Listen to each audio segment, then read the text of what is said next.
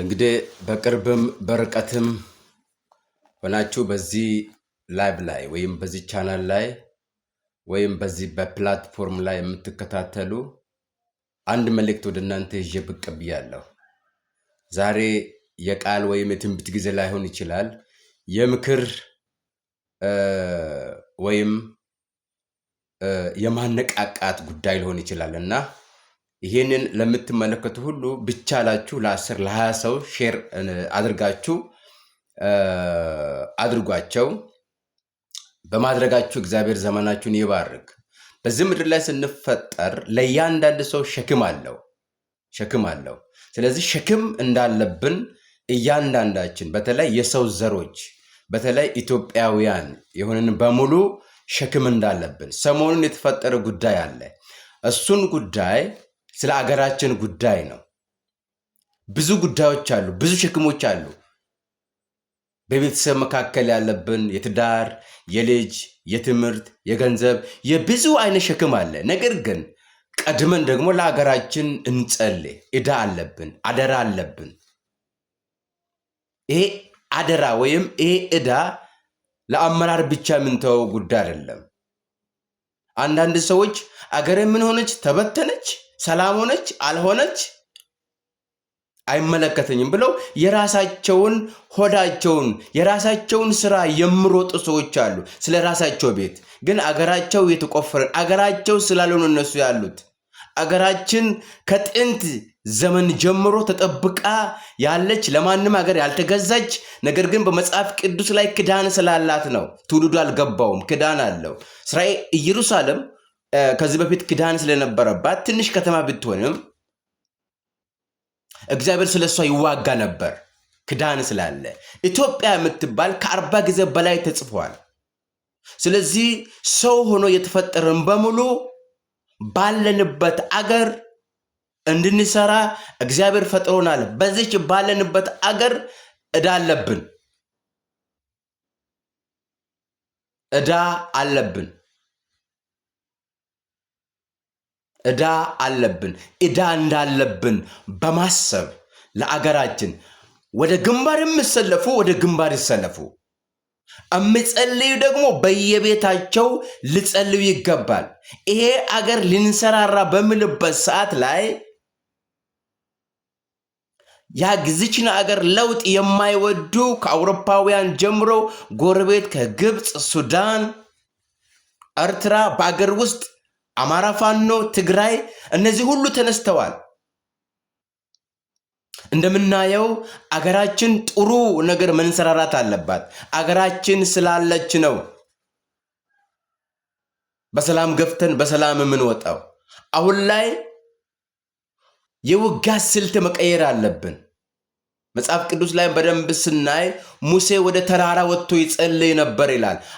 ነቢይ አሮን እና ነቢይ ሆረን እጁን ይደግፉ ነበር። ኢያሱ ግን ጦርነቱን ይዋጋ ነበር።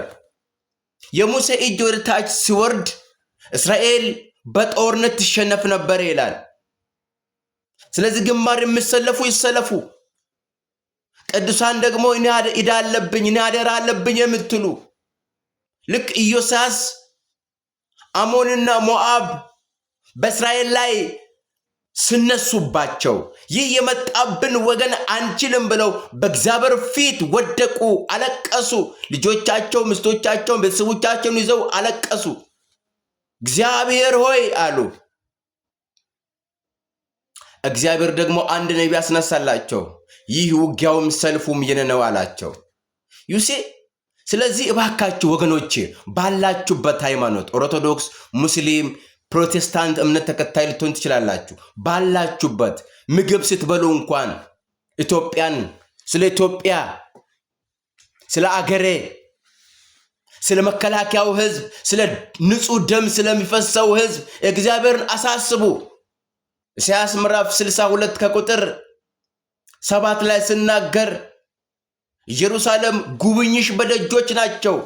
ኢየሩሳሌም እስኪትጎበኝ ድረስ በአገሪቱ ምስጋና እስኪሆን ድረስ ለአምላካ አትረፉ፣ ለአምላካችሁም እረፍት አትስጡ ይላል። ስለዚህ ወገኖቼ እንዳታርፉ እንጸልያለን።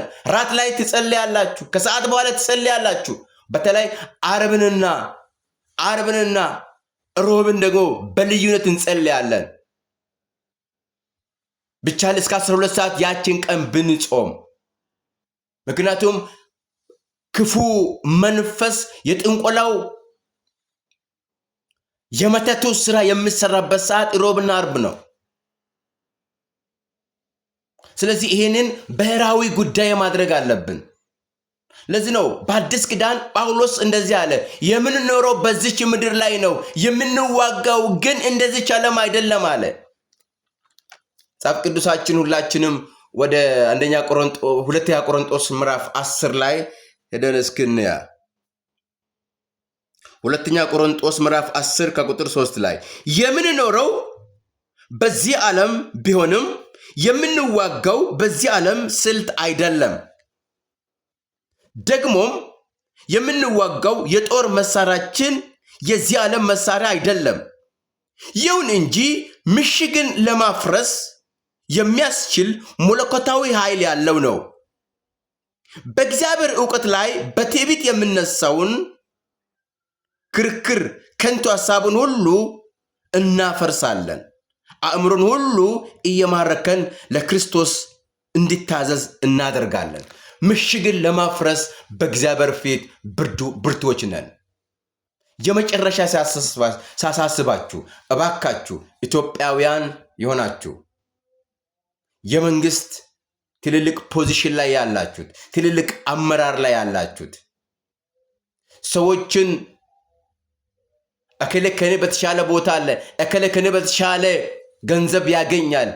በጥቅማ ጥቅም ላይ የተመሰረተ አገር አይተዳደርም፣ አገር አይመራም። ከጥቅማ ጥቅም የተነሳ ነው ህወሓት ፋኖ አማራ ፋኖ ጥቅማ ጥቅም ጎደለብኝ ነው። ይሄ ጥቅማ ጥቅም ዛሬ ከሚኒስትር ጀምሮ እስከ ቀበሌ አለ። ይሄ መንፈስ ነው፣ ክፉ መንፈስ ነው። እኛ በዚህ ምድር ላይ ሰማይ ይዘን ምን አይደለም 70 እና 80 ነው። በዚህ ምድር ላይ ብንኖር አንዳንዱ የኖሩ አይደሉም። እናስብ። ለልጆቻችን ለዘር የምታስተላልፉት ከርስ ነው። እግዚአብሔር መቼ አሳጣን? ምን አጎደለብን?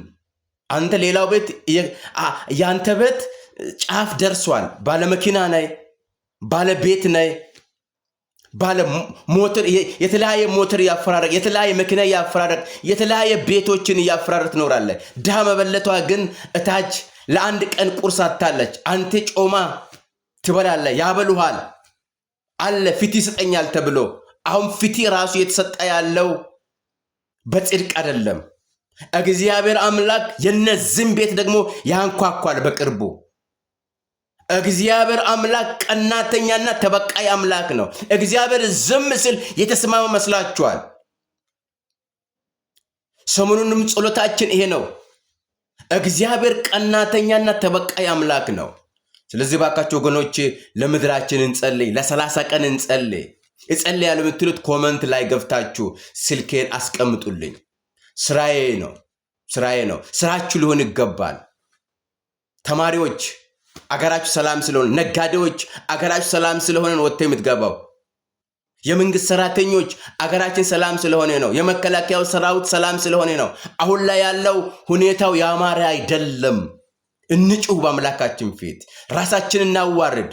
ለዚህ ነው በስሜ የተጠራ ህዝብ ሰውነቱን አዋርዶ ቢጸልይ፣ ፊቴን ቢፈልግ፣ ከክፉ መንገዱ ቢመለስ እኔ በሰማይ ሆኜ እሰማለሁ፣ ኃጢአታቸውን ይቅር እላለሁ፣ ምድራቸውን እፈውሳለሁ ይላል። ራሳችን እናዋርድ። እግዚአብሔር የተዋረደ ልብ ይፈልጋል። ኢዮሳስ ንጉስ ነው፣ የኢየሩሳሌም ንጉስ ነው። ራሱን አዋረደ፣ ከነ ቤተሰቦቹ አዋረደ። እግዚአብሔር ለዚህ አገር ተነሳ።